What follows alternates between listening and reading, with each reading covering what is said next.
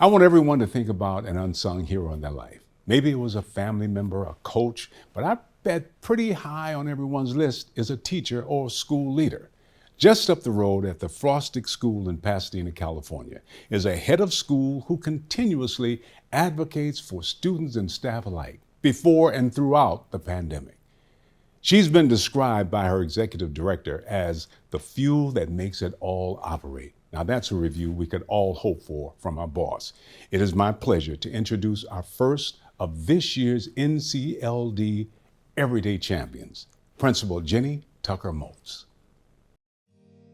Going back to that week or so in March when the world changed, do you remember as you processed the information about the pandemic and the reality of how it was going to impact Frostig, what went through your mind and what did you do right out of the gate?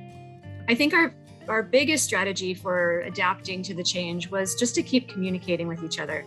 We established weekly meetings with each of the program groups so we could talk to them about what the challenges were that they were facing, which students were struggling, how we could support them. And as you know, students from Frostig come from all different areas in Los Angeles. The high school team, for example, they suggested, well, why don't we become a courier service? So why don't we divide up the area, divide up Los Angeles into quadrants, and I live out in this area, so I can deliver to this student. When it came to online learning, we took that same approach. Each student needed that individualization in order to be successful within that structure.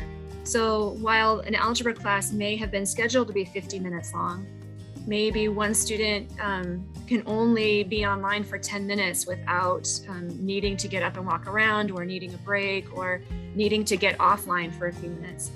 And so it was navigating all of those new experiences with being online and figuring out how to individualize for our students so they can be as successful as possible, given the online platform and given their learning challenges. So as recently as the last few weeks, do you have the feeling that things are back on track? Is it going to take a while? Yeah, I think it's going to take a while for us to get back to an even keel. It's been difficult just adjusting to having everyone back on campus, staff and students. There's been a lot of anxiety about what that all means as far as COVID and will I catch it? And there's been a lot of challenges with our students as far as relearning what it means to be a student on a school campus. On behalf of the board, the staff, the parents, the students, I just want to thank you once again for your amazing, incredible contribution that you've given to this organization, to this school over this hard pandemic time. We would not at all be where we are if not for the work that you put in. Thank you very much.